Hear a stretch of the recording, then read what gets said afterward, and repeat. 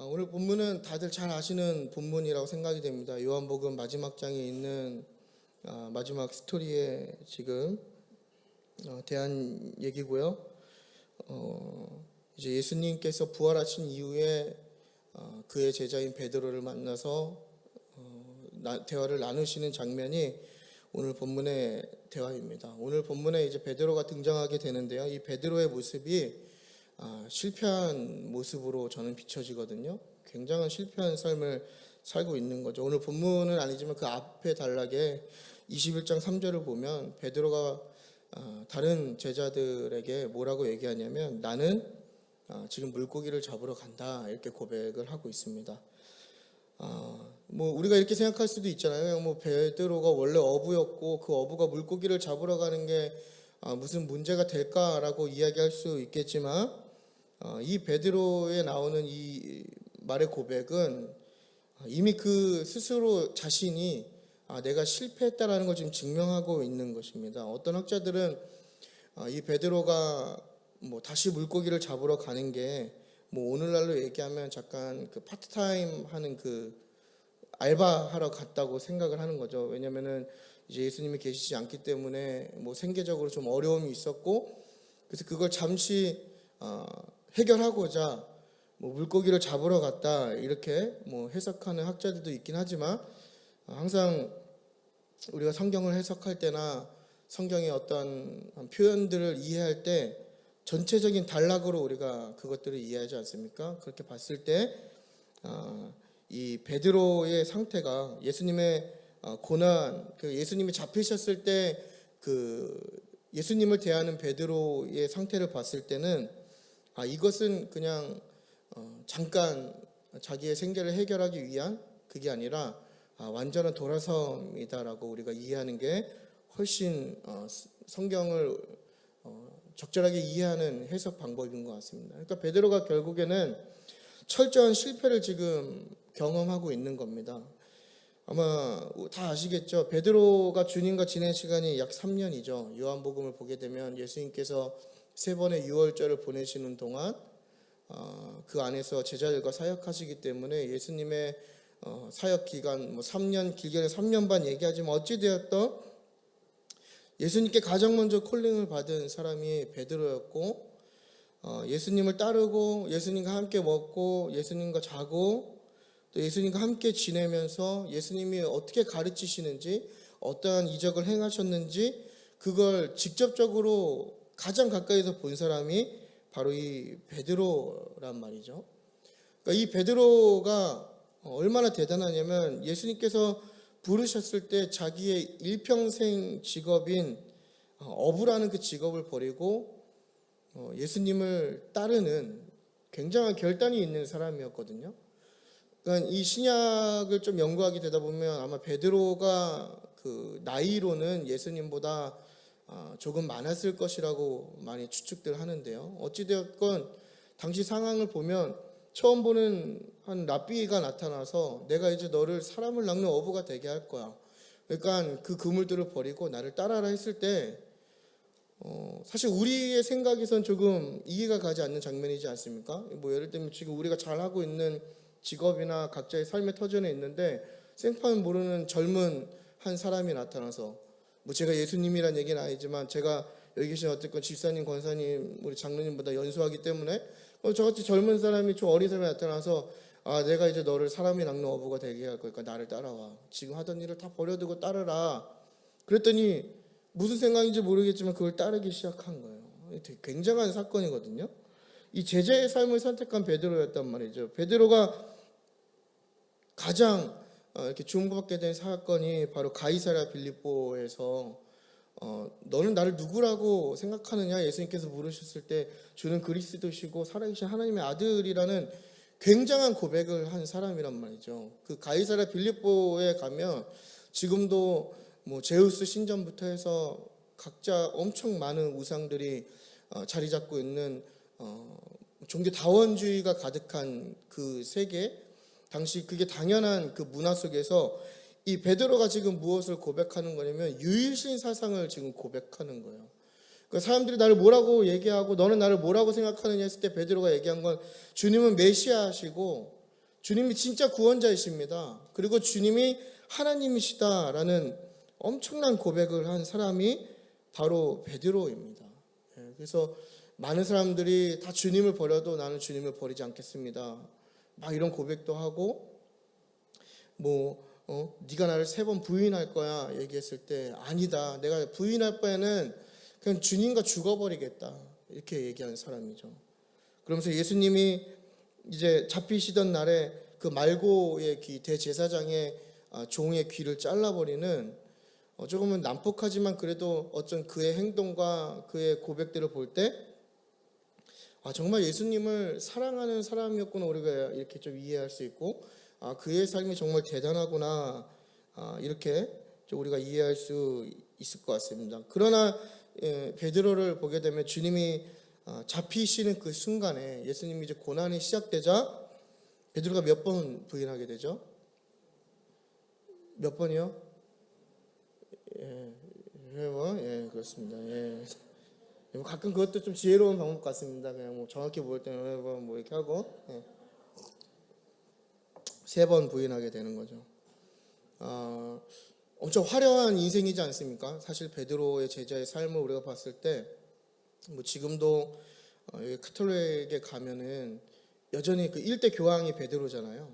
그만큼 베드로의 권위가 상당히 있고 정말 이렇게 사는 것도 멋있겠다라고 할 수 있는 대단한 고백, 그것만큼 이 베드로의 배신이 더 초라하고 형편없고 더 처참하게 느껴지는 것은 아마 그가 그렇게 대단한 인생과 대단한 고백을 했기 때문일 것입니다.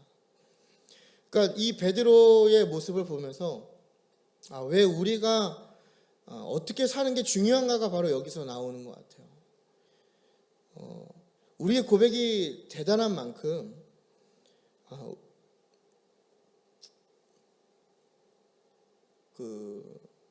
우리의 삶이 그 고백만큼 살아내지 않으면 그것만큼 처참하고 초라한 게 없거든요. 우리 막 여기서 기도 열심히 하잖아요. 기도 열심히 하고 손 들고 찬양하고 맨날 돌아서지 않겠네 찬양하면서 기쁨의 눈물도 흘리고 박수도 치고 그죠? 복음 들고 산을 전하자 이런 고백하고 나는 주님의 제자입니다 이런 고백하면서 막 열심히 찬양하고 뭔가 열심을 갖고 하지만 우리의 삶이 그것만큼 그대로 살아내지 않으면 그것만큼 초라하고 처참한 게 없다는 얘기죠. 그러니까 베드로가 오히려 그냥 좀 침묵했다면 예수님을 따르는 건 좋았지만 어떤 이런 대단한 고백과 마치 자기가 진짜 그렇게 해버릴 것처럼 정말 차라리 그냥 주님과 죽었다면 베드로가 엄청난 진짜 훌륭한 제자의 삶을 살았겠지만 베드로의 지금 모습이 굉장히 초라하지 않습니까? 왜냐하면 그 고백만큼 살아내지 못했기 때문이라는 거예요. 내가 손을 들고 열심히 찬양하는 만큼 내가 열심히 하나님을 향해서 무언가 드리고 고백하는 만큼 내가 열심히 예배하는 만큼 이 어떤 공간에서뿐만 아니라 교회라는 공간을 벗어나서 내 삶이 그것만큼 비례되지 않는다면 굉장히 불행한 인생을 지금 살고 있는 겁니다. 마치 베드로처럼 살고 있는 거죠. 베드로의 배신은요, 예수님과의 지낸 모든 시간을 무의미하게 만들었고 그 3년이라는 시간을 굉장히 허망하게 만든 행위였습니다. 그러니까 베드로가 당시 예수님을 배신한 이후에 그 실패에 빠진 삶이 어떠한 삶을 살았을지 우리가 상상이 되는 것 같은데 아마 자신의 모습을 보면서 원망했겠죠. 나는 비겁자야. 나는 뭐라고 얘기해야 될까요? 저는 다 악한 말들밖에 떠오르지 않는데 아무튼 나는 그런 사람이야. 막 자기 책망하고 자기 모습에 대한 좌절감과 패배감과 그리고 주위에 막 조롱들이 있지 않았겠어요? 거 봐라 예수님 나사렛의 이름도 모르는 한 젊은 사람 따라가고 그물도 버리고 하던 일 다 버리고 마치 미치광이처럼 돌아다니더니 결국에는 적골이 됐구나. 온갖 조롱과 또 주님을 생각하면 그 주님에 대한 미안함으로 아마 깊은 실패 가운데 놓여졌을 겁니다. 왜냐하면 베드로는 예수님의 부활을 모르고 있는 거잖아요. 지금 그러니까 주님이 죽으셨고 내가 메시아라고 얘기했던 하준이가 살아나라 할렐루야. 예. 예, 그렇습니다. 우리 이런 부활을 모르는 거잖아요. 주님이 그저 죽으신 줄만 알고 축복합니다. 예, 괜찮아요. 저희 그 학교 교수님께서 그런 말씀을 하셨어요. 이 청중들이 조는 거는 조는 사람의 잘못이 아니다. 설교자가 얼마나 재미없게 설교하면 설교자가 즐겼는가. 다 제 탓입니다, 여러분. 예, 아무튼 부활하는 그 소식을 모르는 거잖아요. 예, 그러니까 얼마나 좌절과 어둠과 또 자기 연민과 복잡한 감정들이 그 베드로를 지배하면서 결국엔 그것들을 극복하려고 애를 썼겠죠. 예, 무언가 하려고 했고 시도했고 성경에 기록되지 않았지만 우리가 어떤 인간된 관점으로 봤을 때 그런 것들을 유추해 보면 많은 노력을 했지만 결국의 결과는 아까 말씀드린 대로 21장 3절에 이전의 삶으로 아예 돌아서는 그러한 실패 가운데 지금 베드로가 있다라는 것입니다. 결국 우리 인간이라는 존재는요, 주님과 멀어지는 실패에서 우리 인간의 노력과 인간의 힘으로는 아무런 해결책을 찾을 수 없다는 것을 베드로의 실패가 우리에게 교훈을 주는 것 같습니다. 주님과 멀어질 때, 또 우리의 믿음이 흔들릴 때 결국 나의 노력과 어떤 나의 결단으로는 주님께 나아갈 수 없다는 것을 우리가 기억해야 합니다. 여러분, 말은 쉽죠. 항상 말은 쉽습니다. 하지만 그 말한 대로 살기란 어렵습니다. 저는 이걸 어디서 배웠냐면 군대에서 많이 배웠거든요. 저희 늘 말씀드리지만 저희 훈련 다양하게 많이 하지만 그래도 제가 했던 것 중에 제일 괴로웠던 건 천린군이었던 것 같아요. 하루에 군장을 30kg 메고 총하고 뭐 하고 하루에 한 60, 70km 이렇게 걷거든요. 그러면 막 다들 우리 막내들이 들어와요. 그러면 막 각오가 얼마나 넘치는지 몰라요. 막 완주하겠습니다 막 이러고 화이팅 하고 시작하자마자 10시간 걸으면 없어져요. 막 못 걷겠다 그러고 어떤 다른 팀 막내는 그 능선으로 그냥 뛰어내리더라고요. 너무 괴로우니까 그냥 막 이러고 막 산에서 비명 소리가 나요. 그럼 막 너무 괴로우니까 뛰어내리는 거예요. 그럼 정작 완주하는 사람들은 누구냐면 그냥 말하지 않는 사람들이 완주하는 거예요. 묵묵히 걷는 사람들.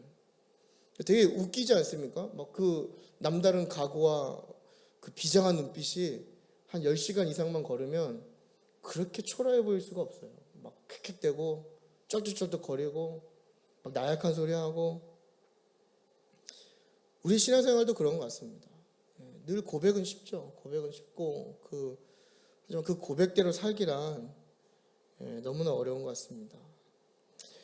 그러니까 우리가 어떤 그런 어려움을 극복하려고 몸부림칠수록 아마 우리가 늪에 빠진다는 표현을 쓰죠. 늪에 빠지면 이렇게 내가 몸부림치면 더 깊은 데로 빠져들지 않습니까? 그것처럼 주님과 우리가 멀어진 걸 느끼고 주님과 가까워지기 위해서 더 노력할수록 참 아이러니한 게 주님과 더 멀어지는 경험을 우리가 하게 된다는 거예요.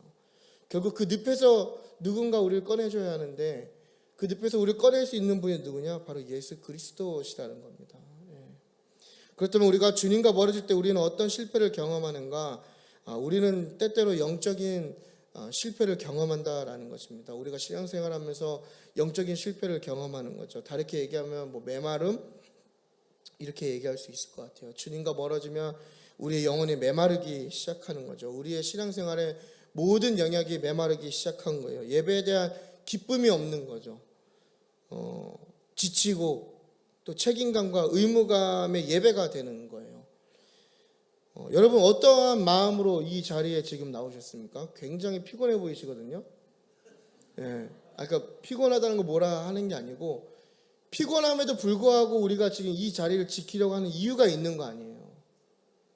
그러니까 우리가 어떤 마음으로 이 자리에 나왔냐는 거죠. 우리가 유일하게 우리의 고백이 되신 하나님께 드릴 수 있는 건 예배 하나인데 그나마 그 예배를 하나님께 올려드릴 수 있는 유일한 그 예배가 있는데 우리가 그 예배를 드릴 때 우리 안에 과연 어떤 마음이 있냐라는 거예요. 우리 안에 기쁨이 있는지 아니면 내가 중직자이기 때문에, 아니면 어떤 예배가 복받는 길이라고 교육을 받았기 때문에, 아니면 뭐 어떤 나의 목적과 결단이 있어서 그렇게 하나님께 예배를 드리고 있지 않냐라는 거예요. 지금 이렇게 전국적으로 또 믿음이 떨어질 때가 됐죠. 수능이 끝났으니까. 이제 한국 기독교의 믿음이 지금 좀 약해질 때입니다. 수능이 끝나서. 그래서 이제 2월쯤 가면은 이제 더 떨어지죠. 왜냐면 이제 대입 결과가 나오니까 이제 완전 하락하는 거예요. 그 믿음이.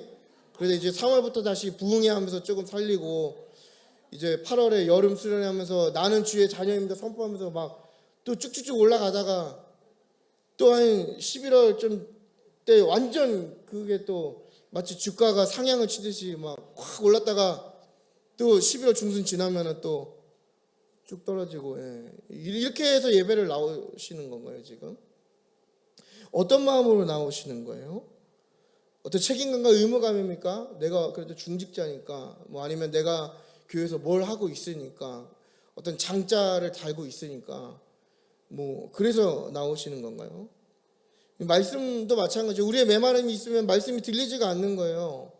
다른 생각들과 걱정과 염려와 또 나의 고단한 삶이 나를 지배하는 거죠. 주님의 말씀을 들을 수가 없는 겁니다, 여러분. 제가 부끄러운 고백을 하나 할까요? 제가 늘 말씀드리지만 제가 삶을 굉장히 엉망으로 살았잖아요. 항상 목사님 되겠다고 그렇게 주입식 교육을 받아갖고, 나는 목사가 안 되면 안 되는구나. 그래서 늘 말씀하시죠. 목사가 안 되면 하나님 치시는 줄 알고 그냥 무조건 목사가 돼야 되는 줄 알고 열심히 살았어요. 근데 그 열심히 사는 중고등학교 6년 동안 저희 담임 목사님의 설교를 제대로 들어본 적이 없어요. 그거는 제가 문제 있는 게 아니고 저희 무교의 담임 목사님이 설교를 재미없게 이렇게 얘기하면 안 되죠. 아무튼 영혼이 메마른 거예요. 여러분 말이 됩니까? 6년 동안 한결같이 담임 목사님의 설교를 들어본 적이 없다라는 거예요. 말씀이 들리지가 않는 거예요. 일찍 자라 그래서 토요일날 일찍 잤어요. 한 12시간을 잔 것 같아요. 근데 이상하게 목사님 말씀을 시작하면 졸리기 시작한 거예요. 우리의 마음이 메마른 거죠. 여러분 이거 사탄의 전략입니다. 진지하게 기도하셔야 될 문제예요. 습관적으로 조시는 분 계시거든요. 감동이 없는 거예요. 말씀을 들을 수도 없고, 믿음이 들음에서 나는 건데 들을 수 없으니까 믿음이 성장하지 못하는 거예요. 믿음이 위축되는 거예요.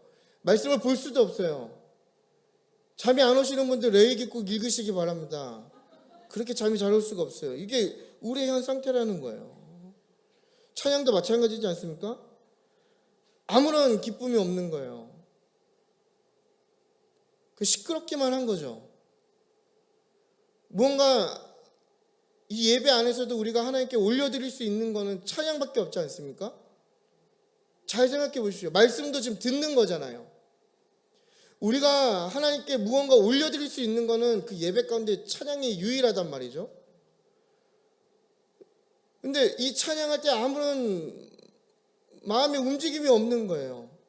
정말 하나님께 진실되게 하나님께 무언가 드려야 하는데, 이건 뭔가 내가 원하는 비트가 아니야.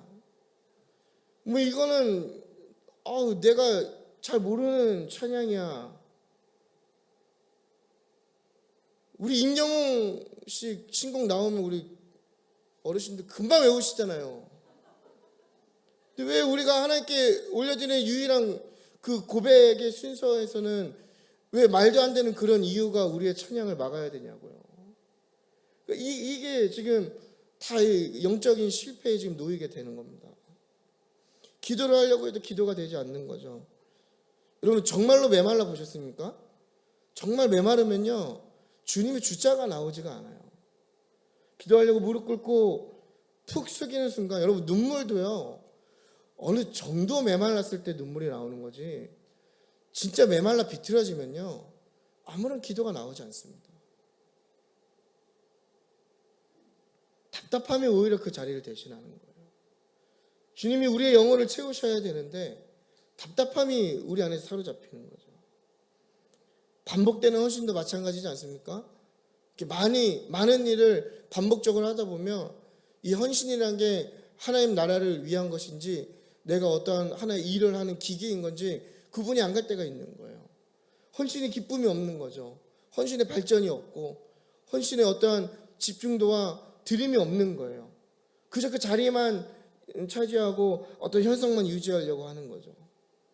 그러니까 우리가 주님을 만나러 온 지금 이 순간도 어떻게 보면 누군가에게는 내가 주님을 정말 만나고 싶고 어떤 이런 어려운 가운데 회복하고 싶어서 나왔지만 더 멀게 느껴지는 영적인 실패를 겪을 수 있다는 겁니다. 은혜가 내 삶을 충만하게 채우고 하나님의 은혜로 살았던 내 삶이 이 영적인 실패를 경험하는 순간 하나님의 말씀도 사라지고 하나님과 교제하는 기도도 사라지고 하나님을 높이는 찬양도 사라지고 결국에는 우리의 예배가 사라지게 된다는 것입니다. 이럴 때 여러분 우리의 노력으로 뭔가 회복이 되던가요? 그래 내일부터 다시 말씀을 읽어보자 이렇게 하면 뭐 회복이 되던가요? 내일부터 새벽 예배 열심히 드려보자 회복이 되던가요? 우리의 육체가 더 피곤해지지 않나요? 그렇죠? 아무것도 되지 않아요. 말씀 읽어보자. 말씀 한 장이라도 읽을 수 있는지 모르겠어요. 예배 때 뭔가 좀 최선을 다해서 드려보자. 다음 예배부터 그렇게 드려보자. 우리가 많이 결단하지만 정작 우리가 예배를 드리게 되면 같은 상황이 반복되게 되는 것이죠. 이게 악순환이 계속되는 거거든요. 그러면서 결국에는 이 베드로의 고백처럼 나는 물고기를 잡으러 가노라.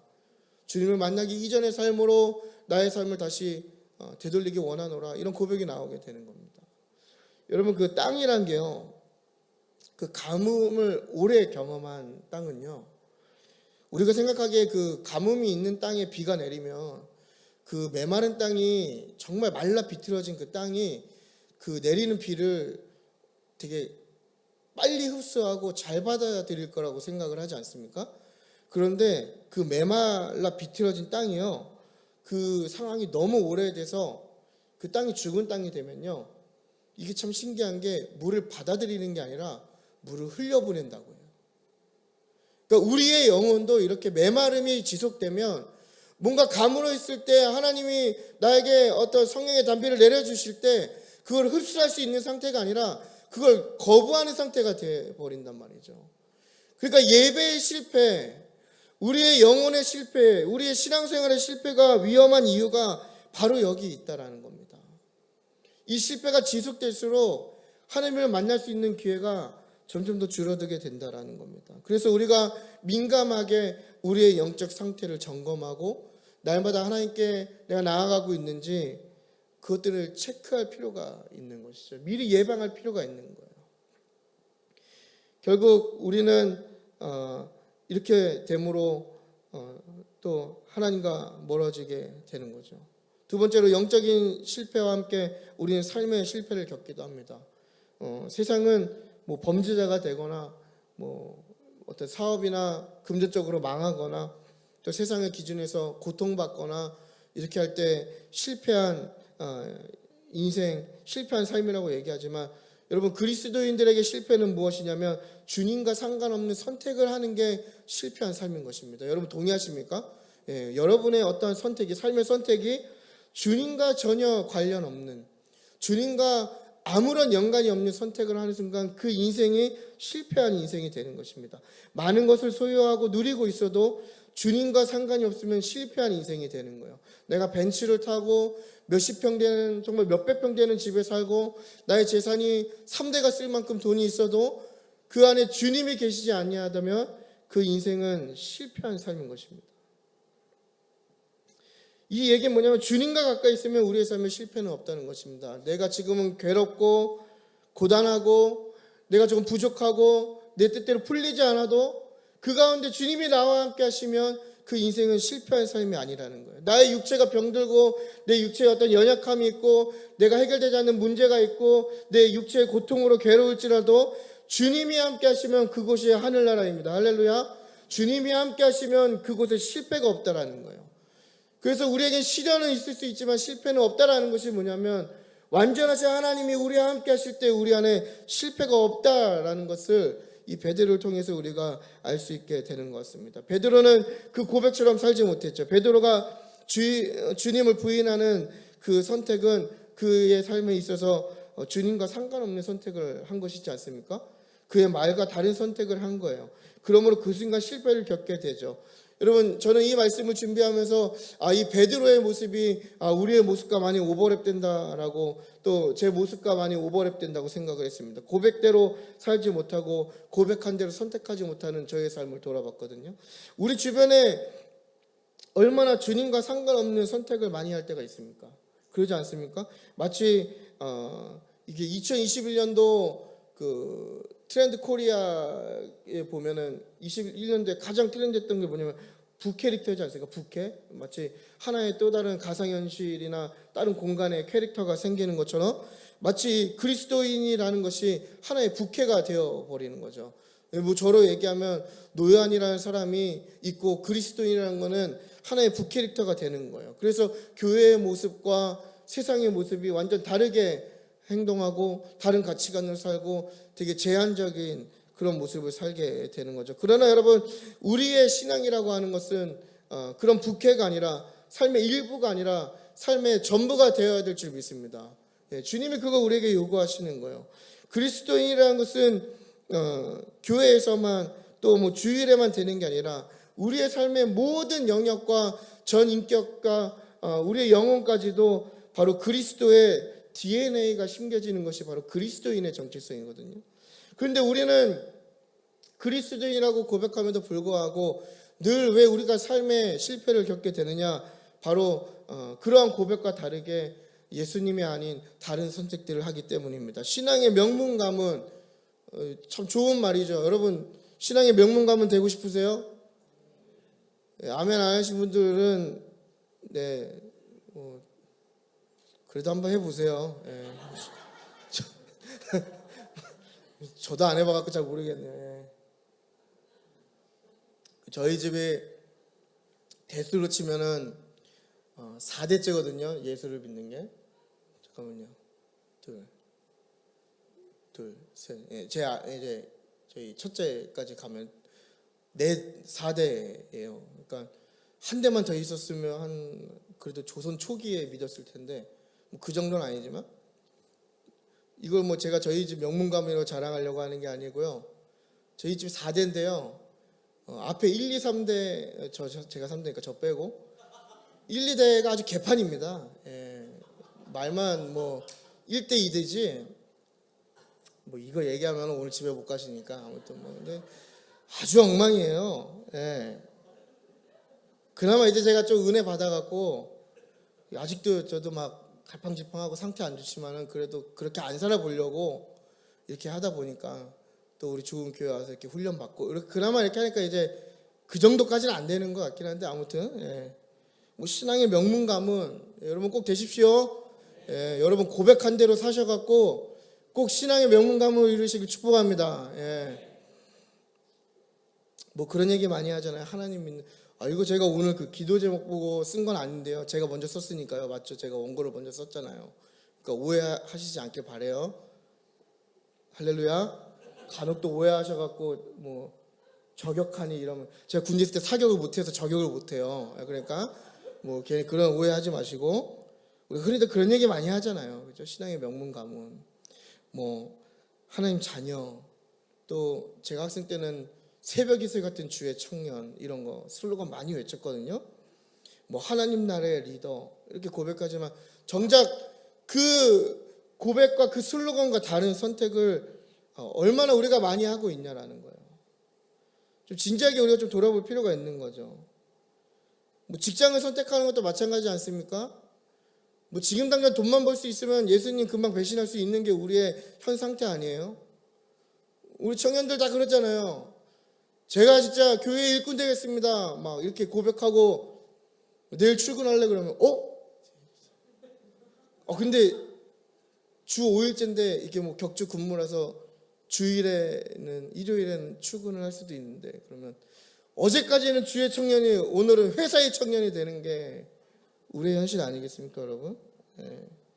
물론 뭐 원래 그런 직업을 소망하는 사람들을 이야기하는 게 아니라 너무 급한 사람들 있잖아요. 취업에 목마른 사람들. 자꾸 어떤 반복되는 실패와 이 취업의 어려움 속에서 그런 유혹들이 올 때 내가 외쳤던 그 고백과 다른 선택하는 거. 뭐 학교를 선택하는 것도 마찬가지고 저도 참 다이나믹하네요. 제 주변에 이제 목사님이 되셨는데, 목사님 그때 이제 전도사님이죠. 전도사님 딸인데 불교 대학을 다녀요. 할렐루야. 여러분 이거 참 잘 생각해야 됩니다. 지금 저희가 웃지만은 진지하게 지금 생각해볼 문제예요. 제 지어낸 게 아니고 진짜 있는 얘기예요. 제 주변에 제 측근은 아니지만 이제 저랑 같이 이제 그러니까 저를 가르쳤던 전도사님 딸이 지금 이제 목사님 되셨는데 어디 계신지 모르겠지만 아마 그래도 저희 방송을 안 보실 거니까 저는 원래 앞에서도 욕 잘하고 뒤에서도 욕 잘하거든요. 그러니까 없는 사실 얘기하는 건 아니니까요. 이게 말이 됩니까? 이게 불교 대학을 아무리 재수하면 죽으면 죽으리다 하고 재수를 하지 이 불교 대학을 간다는 게 참 씁쓸하네요. 이게 우리의 현 주소라는 겁니다, 여러분. 친구를 만나는 거, 결혼하는 거, 이성 친구 고르는 거, 주님과 아무런 상관이 없는 거예요. 마치 부캐가 되는 거죠. 교회에서는 신실하고 교회에서는 거룩한 주의 청년이지만 정작 중요한 삶의 선택의 문제에 있어서는 그리스도인은 잠시 뒤로 밀어두고 나의 뜻대로 아무런 생각 없이 나의 욕구와 나의 원하는 대로 그것들을 선택하는 거. 이 외에도 다른 문제를 볼 게 아니라 우리의 삶의 전반적인 모든 영역에 주님과 상관없이 살아갈 때가 얼마나 많이 있냐라는 거예요. 이 안에서도 여러분 우리 공동체가 더욱더 성숙해지기 위해서는 자기 직면이 좀 필요한 것 같습니다. 자기 직면이 있어야 자기 부인이 가능한 거잖아요. 그러니까 우리가 주님을 만났을 때 변화되는 이유는 뭐냐면 주님을 통해서 나의 죄악됨이 드러나니까 내가 그 죄악됨을 회개하면서 우리가 변화되는 거잖아요. 근데 우리는 너무 감추려고 하는 것 같아요. 그걸 수용할 수 있는 공동체가 돼야 되고 그거를 자유롭게 내어줄 수 있는 정말 형제 자매가 말이 아닌 어떤 우리 공동체가 되어야 하는데 우리 안엔 온갖 거짓과 허영이 그것들을 가리고 있다라는 것이죠. 그것도 다 잘못된 선택이라는 거예요. 우리 안에 얼마나 많은 음란과 정죄와 변하지 않는 고집과 아집이 자리 잡고 있고 다 주님과 상관없는 선택들 아닙니까? 매 순간 이러한 것들이 우리를 작용하게 하는 거잖아요. 어떤 상황이 벌어질 때 주님이 원하시는 가르침과 주님이 원하시는 선택은 이게 아님에도 불구하고 다 주님과 상관없이 그리스도인이라고 고백함에도 불구하고 다 상관없이 선택하는 거예요. 실패한 거죠, 실패. 결국 이 얘기는 뭐냐면 우리의 삶의 모든 전방위는 바로 이 실패의 요소가 자리 잡고 있다는 겁니다. 언제든 우리는 자칫 삐그덕거리면 바로 이 실패에 놓여질 수 있다는 겁니다. 특히나 주님과 가까웠던 사람들이 이런 상황을 더 겪게 된다는 것이죠. 오히려 주님과 적절한 관계에 있는 사람들은 이러한 문제를 겪지 않습니까? 여러분 썬데이 크리스천들이 이러한 문제를 갖고 그분들을 정죄하거나 비난하는 건 아니지만 객관적으로 봤을 때 그러한 문제를 갖고 고민하고 그러한 문제에 놓이게 될까? 그러지 않는다라는 거예요. 이게 참 아이러니한 거죠. 주님을 더 사랑하고 주님을 더 갈망하는데 이런 문제에 더 많이 노출된다라는 거예요. 내가 주님을 향해서 더 열심히 하고 주님께 더 나아갈수록 이런 문제가 나에게 더 강력하게 작용한다라는 거예요. 베드로가 예수님을 3년 동안 따라다녔고 예수님의 수제자라고 얘기하고 내가 주님과 죽겠노라고 고백하는 순간 그 큰 시험이 베드로를 휘어 감았다라는 겁니다. 우리 안에 충분히 일어날 수 있는 문제라는 거예요. 여러분 우리의 회복은 주님으로부터 시작됩니다. 여러분 동의하십니까? 혹시나 이 가운데 정말 내 심령이 메마르고 나의 삶이 실패한 것 같고 나의 신앙생활이 점점 무너지는 것 같이 느껴지시는 분들은 주님을 간절히 찾았으면 좋겠습니다. 주님을 찾는 순간 우리 안에 참된 회복이 일어나는 거예요. 그렇다면 우리에게 다시 회복이 어떻게 이루어지는가? 두 가지를 빠르게 나눠야 더 은혜가 되겠죠. 이것도 아이러니한 거예요. 주님을 사랑해서 모였는데 설교가 짧으면 은혜를 받는다는 게 아이러니하지 않습니까? 이게 다 우리의 잘못된 선택이라는 거예요. 그러지 않습니까? 주님을 더 갈망하고 주님을 사랑하면 무언가 더 사모하고 더 많이 듣고 싶고 더 길게 더 잊고 싶고 그래야 되는데 설교가 짧아지면 은혜가 넘친다고 얘기하고. 주님도 가끔 헷갈리실 것 같아요. 그러지 않습니까? 우리 앞에 있는 하원님은 진지하게 제 얘기를 듣고 있어요. 할렐루야. 여러분, 제가 물을 마시는 이유는요, 제 기침을 많이 하거든요. 제 기침하면은 또 루머가 많이 돕니다. 많이 아프다고. 그래서 자, 우리 이 두 가지를 빠르게 나누고 함께 기도하고 돌아가시겠습니다. 첫 번째는 우리가 회복하기 위해서 다시 부르시는 주님을 기억하자는 겁니다. 주님이 부활하신 이후에 갈릴리에 나타나셔서 베드로를 처음 만나는 장면이 오늘 본문입니다. 같이 식사를 하시는 거죠. 그러니까 베드로의 입장에서 생각해 봤을 때 기침 한번 했습니다. 죽은 줄 알았던 예수님을 만난 그 베드로가 어떠한 심정이었겠습니까? 뭔가 좀 되게 놀랐겠죠. 우리 주님 죽으셨는데 아니 어떻게 내 눈앞에 나타나셨지? 동시에 그 주님의 얼굴을 볼 때마다 뭔가 죄스러움이 작용하지 않았겠습니까? 아마 제가 주님이었다면 온갖 저주와 책망과 심지어 고문이 있었을 거예요.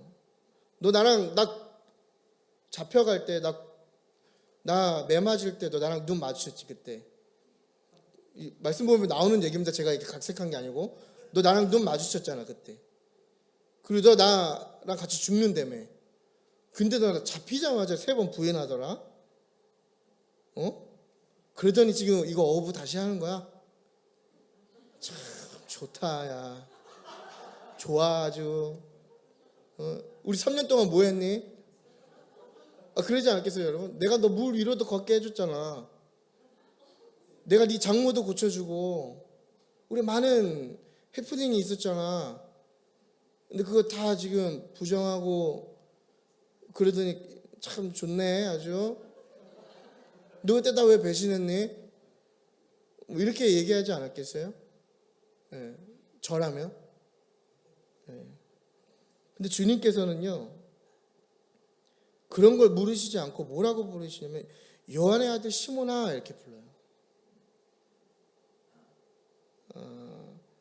이 요한의 아들 시몬아라고 부르는 게 왜 중요하냐면요, 이게 예수님께서 이 베드로를 여전히 친밀한 관계로 생각하시는 표현이거든요. 그러니까 베드로가 나를 배신했지만 주님께서 그 배신한 베드로를 책망하시는 게 아니라 여전히 그와의 친밀한 관계 속에서 베드로를 지금 부르신다라는 거예요. 그러니까 조반을 먹이신 후에 아침을 먹은 후에 예수님께서 베드로에게 뭐라고 얘기하시냐면 요한의 아들 시몬아, 내가 여전히 가까운, 내가 여전히 친밀하게 생각하는 시몬아 이렇게 부르는 거죠. 동시에 시몬이라는 이름은요 예수님께서 베드로를 처음 부르실 때 예수님이 부른 호칭입니다. 그러니까 이게 뭘 의미하냐면 아마 반석처럼 살지 못해. 예수님께서 네 이름을 이제 베드로라고 할 거고 네가 반석이 될 거야 라고 얘기했는데 베드로의 행동은 반석이 아니었잖아요. 그러니까 아마 예수님께서 베드로야 이렇게 했으면 굉장히 죄책감이 느꼈을 것 같아요. 내가 반석이었지. 근데 내가 예수님을 배신했네. 그러니까 예수님이 그 부분까지도 배려해 주시는 거예요. 그 죄책감이 들지 않게끔 요한의 아들 시몬아, 책망하시는 게 아니라 요한의 아들 시몬아 부르신다고요. 네가 나를 부인했지만 여전히 네가 나를 사랑하는 것을 알아. 주님이 그걸 얘기하시는 거예요. 그러니 그 사랑을 다시 확인하고 우리의 지난 아픔을 잊어버리자. 예수님이 용서하시고 베드로를 여전히 사랑하신다는 그 말씀이죠. 그 이후에 뭐라고 말씀하시냐면 네가 나를 사랑하느냐 몇 번 물으신다고요? 3번 물으시잖아요. 이거를 가지고 막 그런 얘기를 많이 해요 학자들이. 예수님은 아가페를 사용하셨고 베드로는 필레오를 썼다 해갖고 하나님은 고차원적이고 이런 얘기 하는데 사실 같은 단어입니다. 당시 문화에서는 통용되던 같은 단어였단 말이죠. 우리가 주목할 건 그게 아니라 왜 3번 물으셨는가? 바로 베드로가 예수님을 3번 부인했기 때문에 주님이 3번 물으신 거예요. 그러니까 베드로 스스로를 용서할 수 있는 그 죄책을 덜어줄 수 있는 기회를 주시는 거죠. 네가 날 사랑하느냐, 사랑하느냐, 사랑하느냐. 네가 날 3번 배신했지만 괜찮아. 주님이 베드로를 다시 초청하고 계신다고요. 주님을 다시 부르는 거예요. 베드로는 실패했지만 그 실패한 베드로를 다시 실패 이전의 베드로로 강력하게 지금 부르고 계시는 겁니다. 요한의 아들 시몬아, 이게 바로 그 의미를 갖고 있는 거죠. 다시 기회를 주시는 주님. 여러분, 세상은요, 배신하고 실망시키면요, 속된 말로 짤 없이 잘라버리죠. 다신 기회를 주지 않습니다. 그럼에도 불구하고 주님은 먼저 다가오시고 여전히 기회를 주시고 여전히 베드로의 이름을 불러주시는 거예요. 여러분, 우리가 실패했어도 주님이 여전히 우리를 사랑하시고 우리에게 먼저 다가오시고 여전히 저와 여러분의 이름을 주님이 부르실 줄 믿으시기 바랍니다. 우리의 영혼이 말라가고 삶의 많은 부분이 정말 상관없는 잘못된 선택들이 있을지라도 그것이 끝이 아니라 변함없이 주님이 우리에게 기회를 주심을 우리가 믿어야 하는 것입니다. 주님이 지금 이 순간에도 우리의 이름을 불러주고 계신 거예요. 지금 이 순간 주님이 여러분의 이름을 부르고 계십니다. 돌이켜야 되는 거죠. 사탄은 이러한 우리의 실패를 갖고 장난을 많이 칩니다. 계속 우리에게 그 실패를 강조하는 거예요. 끝이라고 얘기하는 거죠. 네가 그러고도 그리스도인이야? 네가 그러고도 제자의 삶을 산다고 이야기할 수 있어? 그렇게 예배하는 게 맞아? 네가 지금 이렇게 예배 드리는 게 맞아?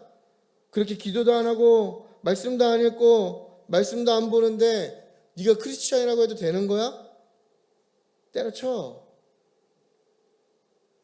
예수 믿지 마. 주님은 너 같은 사람을 사랑하지 않아. 주님은 교회 열심히 봉사하고 교회 열심히 헌신하고 교회 무언가 많이 드리고 예배 자리를 어쨌건 지키는 그런 사람만, 어떤 엘리트, 신앙의 엘리트들만 사랑하셔. 너는 배신자야. 너는 실패자야. 네가 예수님과 멀어졌으니 너는 이제 끝이야. 잘 봐봐. 주님과 멀어진 지금 삶이 더 편하잖아. 이 사탄의 속삭임인 거죠. 그럴 때 우리가 기억해야 할 것은 무엇입니까, 여러분? 여전히 주님이 우리의 이름을 불러주신다는 거예요. 요한의 아들 시몬아, 내가 너의 실패와 상관없이 너와 여전히 친밀하게 원한다. 나를 사랑하느냐? 내가 여전히 너와 함께하기 원한다. 주님이 우리의 이름을 불러주시고 나를 사랑하냐 물으시는 것은 여전히 주님과 우리와 함께 하시길 원하신다는 겁니다. 여러분, 기회 주시는 좋으신 하나님을 우리 떠올리는 우리의 삶이 되길 바랍니다. 책망하지 않으시고 다시 부르시는 주님을 기억할 때 우리의 회복이 시작될 줄 믿습니다. 두 번째는 사랑을 고백하라는 겁니다. 주님이 3번의 질문에 베드로가 3번 사랑한다고 고백하죠. 그리고 나서 19절을 보면 우리 19절 다 같이 한번 읽도록 하겠습니다. 시작. 이 말씀을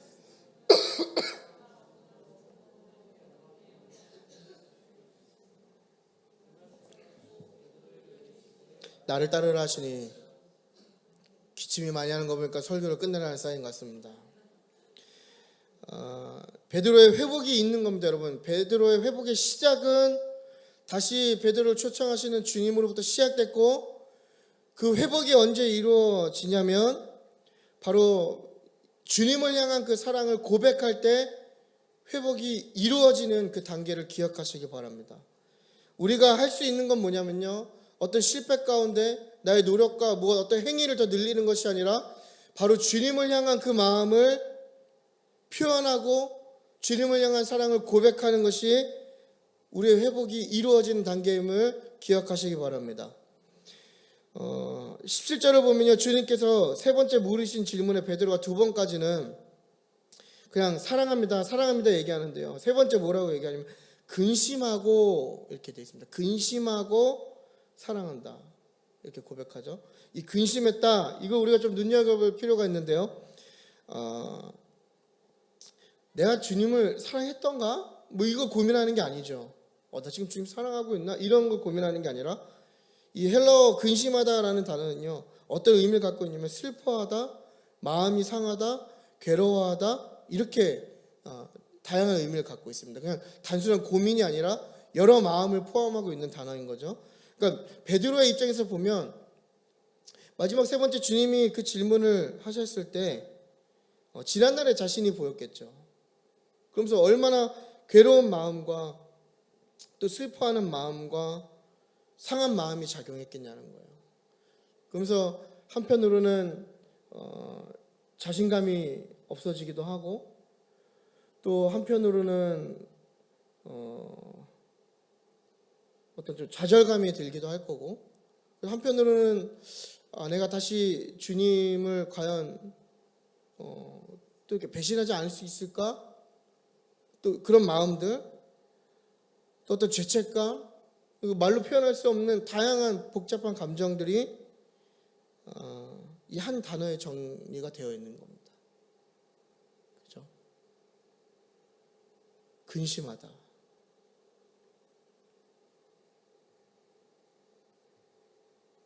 설교가 끝나는데 반주자가 안 나와서 근심하다. 할렐루야. 예, 근심하다.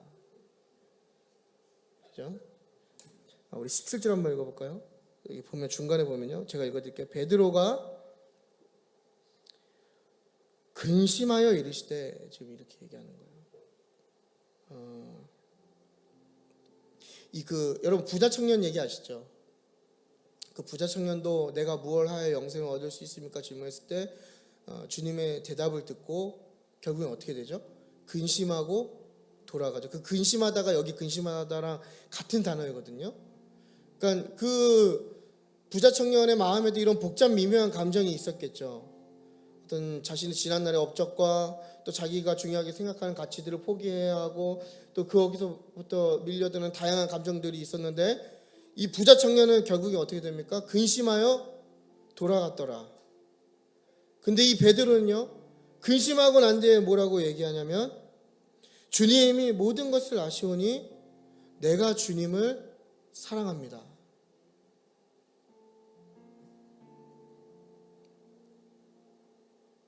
근심했기 때문에 베드로의 고백이 더 진실된다고 느껴지지 않습니까? 오히려 가볍게 오히려 그냥 어떤 감정적으로 그냥 주님을 사랑한다고 얘기한 게 아니라 근심했다. 여러분 우리는 약간 그런 프레임이 있는 것 같아요. 믿음을 가질 때 마치 근심하거나 생각하거나 어떤 그러한 조금의 마음이 있으면 우리의 믿음이 더 순수하지 못하다, 우리의 믿음이 약하다라고 생각하는 어떤 그런 프레임이 우리 안에 작용하는 것 같은데요. 우리가 이 베드로를 통해서 알 수 있는 건 뭐냐면 근심하고 난 뒤에 내가 주님을 사랑합니다라고 고백했기 때문에 그 베드로의 고백이 더욱더 진실되다고 생각합니다. 여러분 우리 안에 이러한 근심이 있었으면 좋겠어요.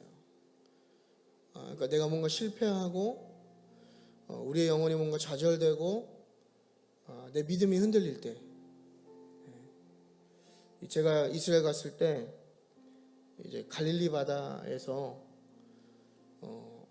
저는 그냥 트립을 간 거거든요. 여행 갔는데 가는 곳마다 기도를 시키는 거예요. 갈릴리 바다가 보이는 그 베드로 기념교회가 있거든요. 나중에 이제 목사님께서 이스라엘과 요르단 트립 준비하고 계시잖아요. 꼭 가셨으면 좋겠는데 그 베드로 기념교회 앞에 갈릴리 호수가 이렇게 보이는 전경이 있습니다. 그곳에서 그 찬양이 있잖아요.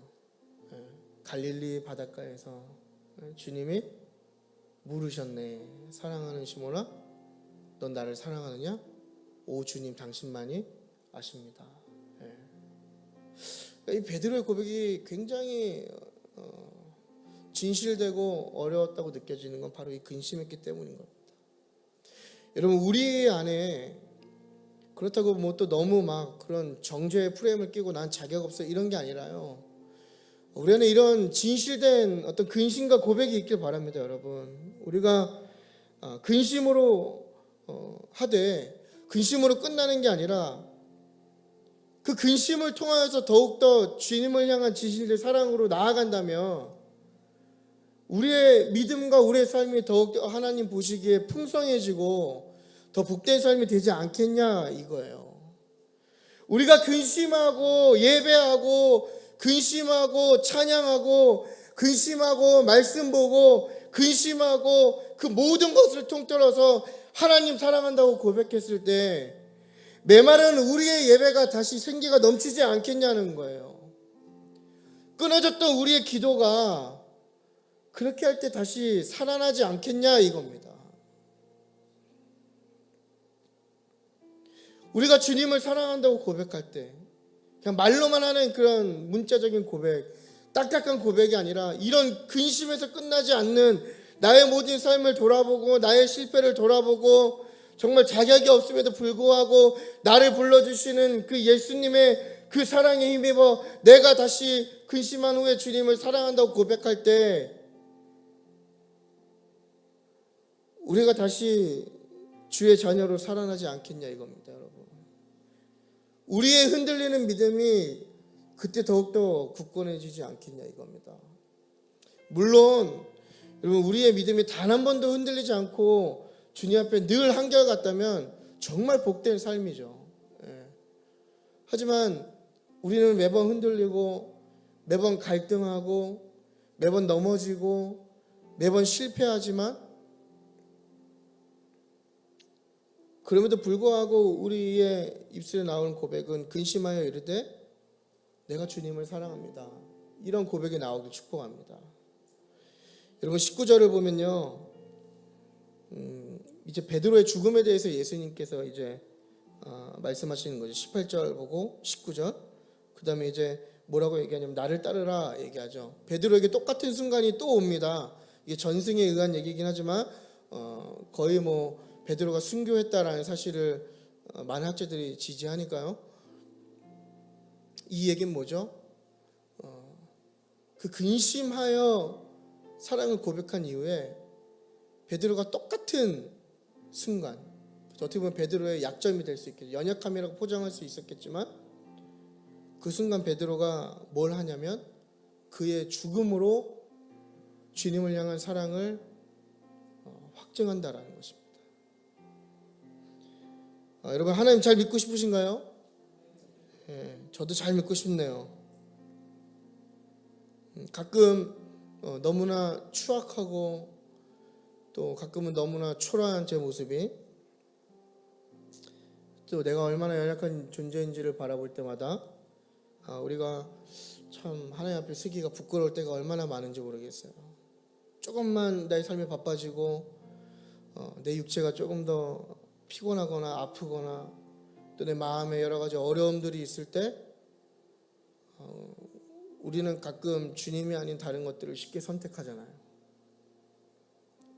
힘을 내려고 해도 힘이 안 나고 무언가 결단하고 무언가 열심히 다시 힘내서 해보려고 하지만 잘 되지 않을 때 여러분 그럴 때 다시 우리를 불러주시는 주님을 기억했으면 좋겠습니다. 여러분은 어떤 실패 있으십니까? 오늘 이 밤에 주님께 그 사랑을 고백하며 나아갈 때 우리의 연약함과 우리의 실패가 더 큰 믿음으로 변화될 줄 믿습니다. 여러분 주님과 멀어진 것 같이 느껴질 때 주님께 우리의 사랑을 표현하길 바랍니다. 우리의 믿음이 약해졌을 때, 우리의 믿음이 흔들릴 때 우리의 사랑을 주님께 고백했으면 좋겠습니다. 여전히 우리를 사랑하시는 주님, 여러분 믿으시죠? 변함없이 사랑하시는 주님이 저와 여러분과 함께 하시길 원하시고 초청하고 계십니다.